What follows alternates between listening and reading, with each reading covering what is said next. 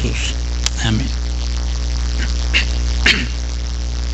A través de los años, hermanos, que tengo como cristiano, 57 más o menos, cuando vino Billy Graham, un predicador muy famoso, predicó en la Arena México, y yo ahí recibí a Cristo plenamente, aunque ya conocía, pero ahí recibí a Cristo.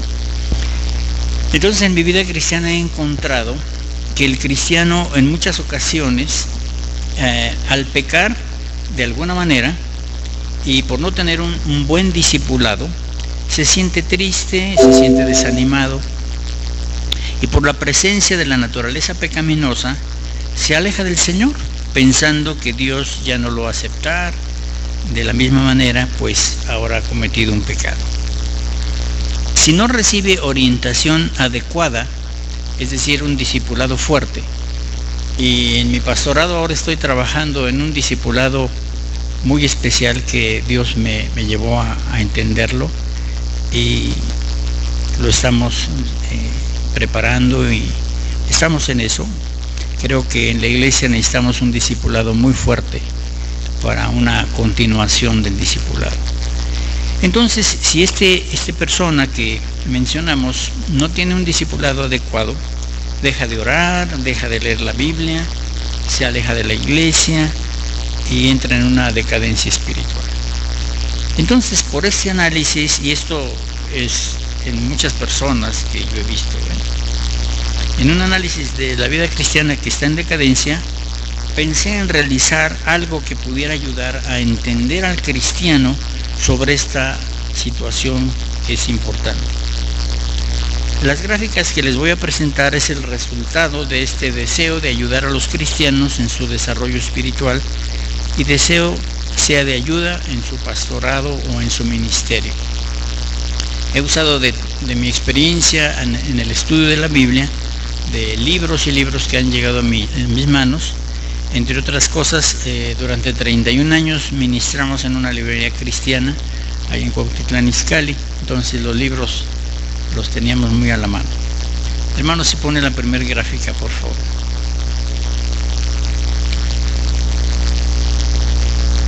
Esta gráfica está formada por 3 líneas. Aquí en esta gráfica podemos enmarcar a cualquier persona. La primera de la izquierda, la vertical, del lado izquierdo, representa el crecimiento espiritual o madurez cristiana. Ahí pusimos unas rayitas marcando valores y ahí se puede ver el crecimiento. La segunda línea horizontal, en la parte de abajo, representa el tiempo de vida de la persona, es decir, desde que nace hasta que se muere, y puse de 0 a 70 años. El Salmo 90:10 dice: los días de nuestra edad son 70 años, y sin los más robustos son 80 años. Con todo, su fortaleza es molestia y trabajo, porque pronto pasan y volamos. Y esto de 70 años es muy real, yo lo tengo muy marcado. El más pequeño de mis hijos nació en 1978, y en ese año murieron 5 familiares cercanos a la familia: mi padre, mi abuela materna, mi suegro y 2 tíos paternos. Por ejemplo, mi papá nació en 1910 y murió en 1978, murió en 68 años. Mi suegro por una edad muy cercana, mi abuela sí duró más, y mi madre también, 80 años, 90 años. Pero entonces, desde que descubrí esto, he predicado y les digo: hermanos, si ya andan cerca de 70, ya van ya buscando su cajita, porque ya se acerca el tiempo. Y de veras no se asusten, pero cuando yo tenía 65 años les decía: hermanos, ya nada más tengo 65 años, ya nada más me quedan 5, aprovechen. Pero ya me pasé otros 5, tengo 75. O sea que este valor puede variar, claro, porque hay gente que muere muy joven, con de más años, pero 70 años se pone como una referencia, no importa exactamente, ¿no? Esa tercera línea representa el fin de la vida de la persona, ¿sí? Entonces ya ubicamos eso, una persona que nace y se muere a cierta edad. Si pone la segunda gráfica, hermano, por favor. Esta segunda gráfica nos empieza a mostrar varias cosas. El apóstol Pablo menciona en diferentes pasajes que hay tres clases de hombres. El hombre natural, es el primero, que como leímos en 1 Corintios 2:14, dice, no percibe las cosas que son del Espíritu, porque para él son locura y se han de discernir espiritualmente. Ahí en nuestra gráfica ese hombre natural se representa en la línea horizontal inferior. Ese es el hombre natural. Y alguno de ustedes me podría decir, cualquiera, ¿a qué edad recibió a Cristo, hermana? ¿Sí se acuerda? ¿Usted? ¿A qué edad recibió a Cristo? ¿Do you speak English only? ¿Sí me entendió?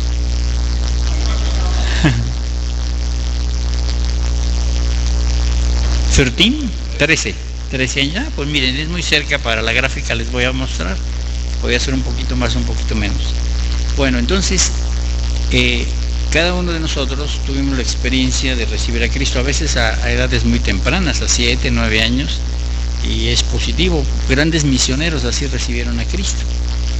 Esa edad indica, en esa línea horizontal naranja que ven del lado izquierdo, los años que se vivieron como hombre o mujer natural, porque la línea de abajo es el hombre natural. Entonces el tiempo que vivimos sin Cristo fue un tiempo en que vivimos como hombre natural. La cruz que ustedes ven representa la experiencia de recibir a Cristo como Salvador personal, y claro, se movería según la edad, ¿verdad? Aquí en este punto, hermanos, quiero resaltar, ahí donde dice posición, que el Señor nos da esa experiencia, y esos versículos que están arriba, que ahorita vamos a analizar, nos aseguran esa posición. Y está marcado en algunos versículos esa palabra, posición. Yo creo en esta inquietud que empecé a tener cuando veía esta necesidad de reforzar esa posición, que cuando en la persona cristiana empieza a flaquear por algún pecado, por alguna debilidad, y se aleja, entonces hagan de cuenta que esa posición como que se empieza a borrar, porque empieza a entrar una duda de ¿seré salvo o no seré salvo? Y yo lo he vivido con algunas personas en edades así tempranas, en donde de repente se sienten como que ¿seré o no seré? Esa posición es muy importante. Vamos a ver estos versículos, se los voy a leer y voy a explicar un poco. Romanos 5:1 dice, justificados pues por la fe, tenemos paz para con Dios por medio de nuestro Señor Jesucristo. Ahora ya al recibir a Cristo tenemos paz con Dios. No necesariamente equivale a sentimientos de paz como la calma y la tranquilidad en algún bosque muy tranquilo. Paz con Dios significa que nos hemos reconciliado con Él. No hay más hostilidad entre nosotros. Ningún pecado bloquea la relación con Él. 0 pecados. La paz con Dios es posible solo porque Jesús con su muerte en la cruz pagó el precio de nuestros pecados. Juan 1:12, mas a todos los que le recibieron, a los que creen en su nombre, les dio potestad de ser hechos hijos de Dios. Todos los que aceptan a Cristo como Señor de sus vidas, renacen espiritualmente, reciben nueva vida de Dios. A través de la fe en Cristo, este nuevo nacimiento nos cambia desde adentro, reacondicionando nuestras actitudes, nuestros deseos y nuestros motivos. El nacimiento físico hace que uno esté vivo físicamente y permite que seamos parte de la familia a la que pertenecemos. Al nacer de Dios, formamos parte de su familia, somos hijos de Dios. Y aquí recalco algo, cualquiera de ustedes que tienen sus padres, si ustedes o sus padres dijeran, sabes que ya no quiero que seas mi hijo, voy a ir con el juez para que te quite y ya no quiero que seas mi hijo. Eso es imposible. Pues si en la vida práctica no es posible, no podemos dejar de ser hijos de Dios. Y este texto dice que todos los que le recibieron, los que creen en su nombre, les dio potestad de ser hechos hijos de Dios. Vamos a Tito 3:5. Nos salvó, no por obras de justicia que nosotros hubiéramos hecho, sino por su misericordia, por el lavamiento de la regeneración y por la renovación en el Espíritu Santo. Nos trasladamos de una vida llena de pecado a una que es guiada ahora por el Espíritu Santo. Fuimos lavados de todos nuestros pecados, no solo de algunos. Tenemos la renovación del Espíritu Santo y Él continuamente renueva nuestros corazones. Todo es un regalo de Dios. Y la última, Juan 6:47, dice Jesús, Él personalmente: de cierto os digo, el que cree en mí tiene vida eterna. Cree, como se usa aquí, significa sigue creyendo. No creemos una sola vez, sino que seguimos creyendo y confiando en Jesús.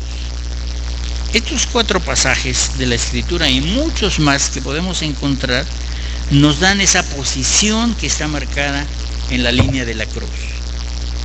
Y la posición que el Señor nos asegura es de justificación, es de ser hijos de Dios, de ser regenerados y de tener vida eterna. Esas promesas no cambian. No, cada cristiano necesita tener esas convicciones, la seguridad de su salvación. La tercera, hermano, por favor. Nicodemo, un fariseo y principal entre los judíos, se acercó a Jesús queriendo saber sobre la vida eterna. Jesús le dijo: de cierto te digo, que el que no naciere de nuevo no puede entrar en el reino de Dios. Está marcado ahí Juan 3:3. El reino es algo personal y para entrar en él se requiere ese arrepentimiento y renacimiento espiritual a través de nuestra fe y el sello del Espíritu Santo una vez que aceptamos a Jesús. Cuando recibimos a Cristo, somos niños en Cristo. 1 Corintios 3, en la tercera parte del versículo, dice: de manera que yo, hermanos, no pude hablaros como espirituales, sino como niños en Cristo. Y todo aquel que participa de leche es inexperto en la palabra porque es niño, dice Hebreos 5:13. Pablo llama a los corintios niños en la vida cristiana porque aún no eran espiritualmente maduros. En esta gráfica encontramos a un niño en Cristo con un crecimiento de apenas 17 puntos aproximadamente. Si ustedes miden de donde está esa marca hacia la gráfica que marca el puntaje, más o menos 17 puntos. Cuando a usted lo invitan a visitar a un bebé recién nacido, ¿sí? Usted llega a la casa, voy a ver de algún familiar o de algún amigo, tiene 2-3 días el niño, ¿sí? Y cuando usted llega a la casa, el niño está corriendo y va al refrigerador y abre el refrigerador y saca un plátano. ¿Así se portan los niños de 2 o 3 días de nacidos? ¿Es posible? No, ¿verdad? Para que un bebé pueda hacer todas esas cosas, necesita alimentarse para crecer. De la misma manera, un cristiano recién nacido no sabe mucho de la Biblia. Oiga, hermano, ¿y esto por qué? ¿Por qué este personaje? ¿Por qué esta historia? Es lógico, no entiende plenamente la Escritura. ¿Qué necesita? Alimentarse de la palabra para crecer espiritualmente. Cuando usted recibe a Cristo, Dios inicia entonces un proceso que se llama santificación. Se inicia al recibir a Cristo y va a terminar cuando usted deje de existir en esta tierra. En este caso, los 70 años ahí marcados, ahí se acaba la santificación. Voy a preguntar a las damas, ¿quién de las damas sabe hacer pasteles? A ver, que levante su mano. Ok, muchos, ¿verdad? Si yo le pidiera que me hiciera un pastel así bien bonito y adornado, ¿lo podría hacer en unos 10 minutos? ¿Alguien? Pero bien, un pastel sabroso y todo. Pues creo que no, ¿verdad? Va a necesitar 2 horas o 3 horas según su forma. En este ejemplo, el apóstol Pablo dice en 1 Tesalonicenses 4:3: pues la voluntad de Dios es vuestra santificación, que os apartéis de fornicación.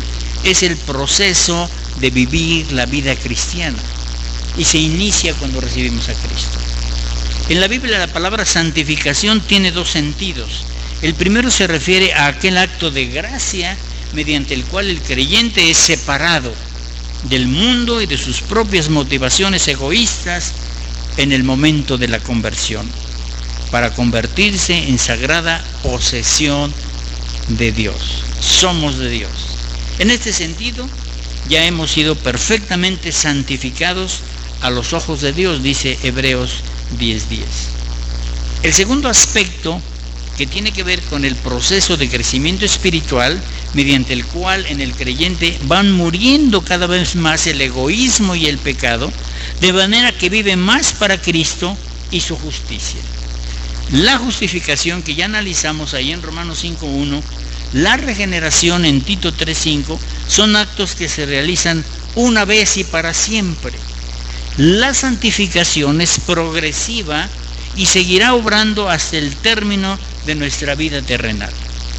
En la justificación, Dios hace algo por nosotros, y en la santificación lo hace en nosotros. La justificación tiene que ver con nuestra posición ante Dios. La santificación concierne a nuestro carácter y conducta. La santificación procede del Padre, del Hijo y del Espíritu Santo. La cuarta gráfica, por favor.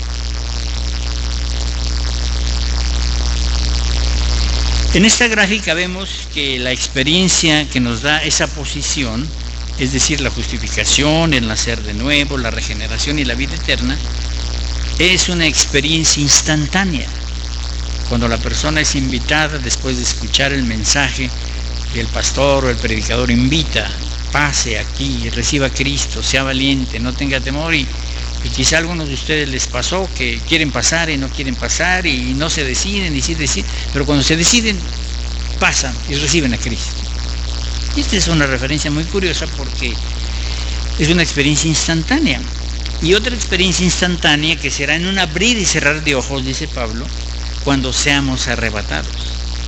Como se ve en el lado derecho de la gráfica, bueno, ahí traté de ponerla un tiempo, está abierto con una llave, porque no sé cuándo vaya a ser el rapto. ¿Ustedes sí saben? Ya mero, ¿verdad? Estaba un hermano predicando y decía: hermanos, ya viene el Señor. Y es así, ¿no? Nos ha tocado una época de un avance tecnológico impresionante. Yo empecé a estudiar electrónica en 1959 y apenas en 1946 se descubrió el transistor, una pequeña piececita electrónica, y ahora, unos pocos años, resulta que en su celular que trae ahí hay millones de transistores ahí metidos que hacen maravillas a una velocidad impresionante. Estamos en una época muy privilegiada y debemos aprovecharla, ¿no? Otro detalle de esta gráfica, lo que está marcado con la línea azul, se me ocurrió marcarlo, nos muestra que desde el momento de recibir a Cristo hasta el arrebatamiento es mi experiencia de salvación, mientras estoy vivo y parto a la eternidad, sin contar, claro, la eternidad, que será de la continuación de nuestra salvación aquí en la tierra. La quinta gráfica, por favor. En esta quinta gráfica podemos apreciar que al vivir la vida cristiana se puede notar el crecimiento por las líneas punteadas que ustedes pueden ver, y el propósito de Dios es que sea de un constante crecimiento. En una línea vemos el crecimiento de un conteo de 25, si se fijan cómo vamos, seguimos viviendo físicamente y seguimos la gráfica hacia arriba y luego regresamos a la izquierda, y ahí hay un crecimiento de 25 unidades y otro ejemplo de 28 aproximadamente. Y si usted sigue viviendo en esa proporción, pues su crecimiento espiritual va para arriba, va para arriba. Pero aquí viene lo difícil. Analizamos que hay tres fuerzas carnales y espirituales, están marcadas del lado derecho de la gráfica, que nos impiden crecer como el Señor quiere. La primera es nuestra naturaleza pecaminosa, heredada por Adán a través de todas las generaciones, muy cercana a nosotros, pues nuestros padres que nos las heredaron. Gálatas 5, que vimos también inicialmente, lo demuestra claramente como las obras de la carne que están activas en todo momento en nuestras vidas y que estorban nuestro crecimiento espiritual. La segunda fuerza espiritual es el mundo y sus deseos, que está presente en todas las áreas de la vida, en la escuela, en el trabajo, en los negocios, en cualquier lugar que nos movamos. La mentira, la corrupción, el engaño, las tentaciones para practicar el pecado en mil formas. La tercera fuerza espiritual de maldad es el propio Satanás, que como león rugiente está al acecho para devorar, para robar, para matar y destruir. Estas tres fuerzas no nos permiten crecer libremente en nuestra vida cristiana.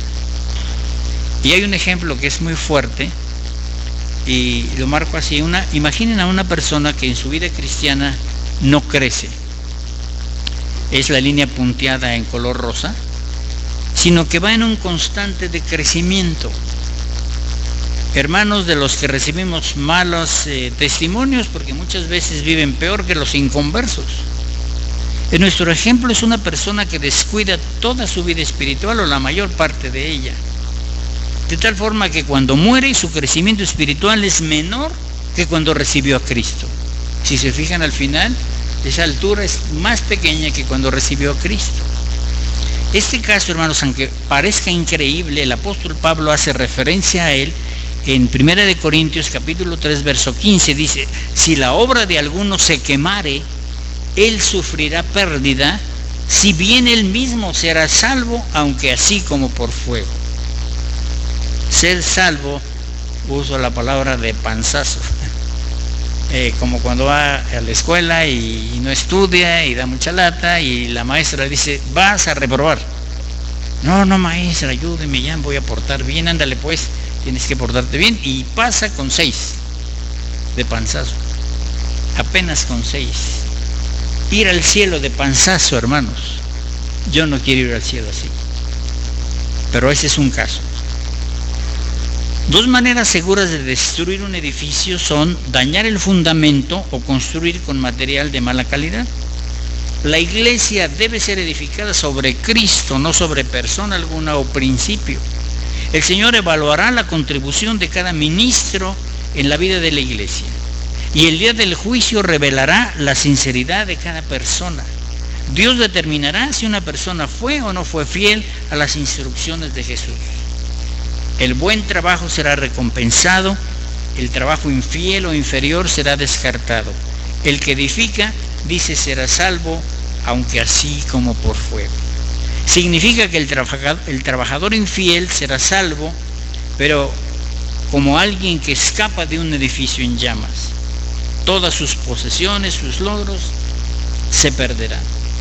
Y entonces, hermanos, esto es algo muy fuerte, porque ustedes van a encontrar ya como seminaristas o ya pastores quizá, encontramos estos casos, que la misma iglesia a veces señala que ciertas personas pues parecen cristianos pero no son. Pero hermanos, si ellos tuvieron la experiencia de salvación usando los 4 versículos que mencioné, su posición es de salvación, es de vida eterna. Qué triste que tenga que vivir una vida cristiana tan baja, sin fruto, y que al terminar su vida apenas llegó, ¿verdad? Es salvo, dice Pablo, aunque así como por fuego. La sexta gráfica, por favor. Es la última, hermanos. Estoy en tiempo, más o menos. En esta gráfica, primero debemos enfatizar sobre la persona que vivió perdidamente, pero que tuvo la experiencia de ser salvo, de recibir a Cristo. Su posición es de justificación, de ser hijo de Dios, ser regenerado y de tener vida eterna. En otras palabras, a pesar de su comportamiento en su vida cristiana, él estará en el cielo, no perderá su salvación.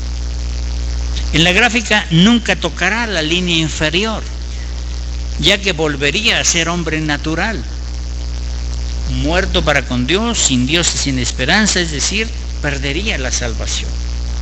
El Evangelio de Juan nos asegura en el capítulo 10, versículos 11, 14 y 27 y 29, dice esto: yo soy el buen pastor su vida da por las ovejas. Verso 11, yo soy el buen pastor y conozco mis ovejas y las mías me conocen. Verso 14, el buen pastor es el dueño o el encargado de las ovejas, en este caso es el dueño, el Señor Jesús, y se dedica a ellas.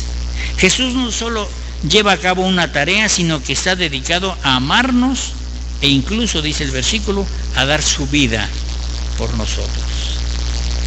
Y los versículos 27 y 28 que defienden esta posición de no perder la salvación, dice: mis ovejas oyen mi voz y yo las conozco y me siguen, y yo les doy vida eterna y no perecerán jamás, ni nadie las arrebatará de mi mano. Mi Padre que me las dio es mayor que todos y nadie las puede arrebatar de la mano de mi Padre. Versos 27 y 28. Del mismo modo que un pastor protege a sus ovejas, Jesús protege a su pueblo de daño eterno. A pesar que es de esperar que los creyentes sufran en la tierra, Satanás no puede dañar sus almas ni quitarles su vida eterna con Dios. Si usted decide seguir a Jesús, Él le dará seguridad eterna. Ahí podemos ver al segundo hombre. Yo les dije que Pablo declara que hay tres clases de hombre: el hombre natural, y ahí encontramos al cristiano, al hombre carnal, el cristiano carnal, con poco fruto o nada de fruto, una vida cristiana de tristeza, sin entusiasmo, sin gozo, sin fruto o muy poco fruto. Y finalmente vemos la gráfica del hombre espiritual, que aunque tiene pequeños descensos, sigue creciendo poco a poco.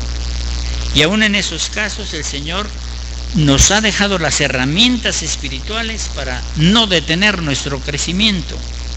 Primera de Juan 1:9 dice: si confesamos nuestros pecados, Él es fiel y justo para perdonar nuestros pecados y limpiarnos de toda maldad. La confesión tiene el propósito de librarnos para que disfrutemos de la comunión con Cristo. Esto debiera darnos tranquilidad de conciencia y calmar nuestras inquietudes. Pero muchos cristianos no entienden cómo funciona esto. Se sienten tan culpables que confiesan los mismos pecados una y otra vez. Lo tuve de experiencia con un joven que yo sabía que había pecado, un pecado muy notado, y le dije: a ver, ¿qué pasa contigo? Dice: pues es que le he pedido a Dios todos los días que me perdone. Y le dije: a ver, no has entendido. Si tú le pides que te perdone este pecado al que hacemos referencia, y mañana otra vez, es porque no has entendido, porque no te lo ha perdonado. Entonces se preguntan todavía si habrán olvidado algo. Otros cristianos creen que Dios perdona cuando uno confiesa sus pecados, pero si mueren con pecados no perdonados, y también escuché testimonios así, podrían estar perdidos para siempre, perder la salvación si usted no alcanzó a perdonar un pecado.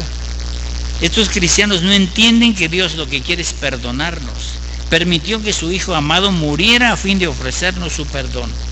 Cuando acudimos a Cristo, Él nos perdona todos los pecados cometidos o que alguna vez cometeremos. Primera de Juan 1:9 remarca que si los confesamos, Él es fiel y justo para perdonarnos y limpiarnos de toda maldad. Quedamos en 0 pecados, igual que cuando recibimos a Cristo. Y eso se puede estar repitiendo. Y dice que Él es fiel y justo. Él no nos va a decir: oye, ayer te perdoné, antier te perdoné, y otra vez. Ahí dice que Él lo va a hacer si nosotros pedimos perdón. No necesitamos confesar los pecados del pasado otra vez, y no debemos temer que nos echará fuera si nuestra vida no está perfectamente limpia. Desde luego que deseamos confesar nuestros pecados de forma continua, pero no porque pensemos que las faltas que cometemos nos harán perder nuestra salvación. Nuestra relación con Cristo es segura.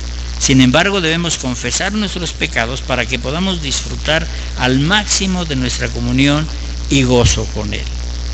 La verdadera confesión también implica la decisión de no seguir pecando. Es un arrepentimiento verdadero.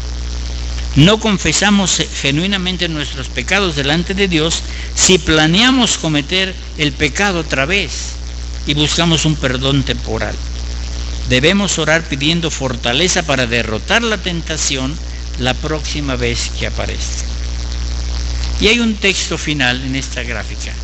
Aparece ahí en 1 Tesalonicenses 4, 14 al 17. Dice, porque si creemos que Jesús murió y resucitó, así también traerá Dios con Jesús a los que durmieron en él.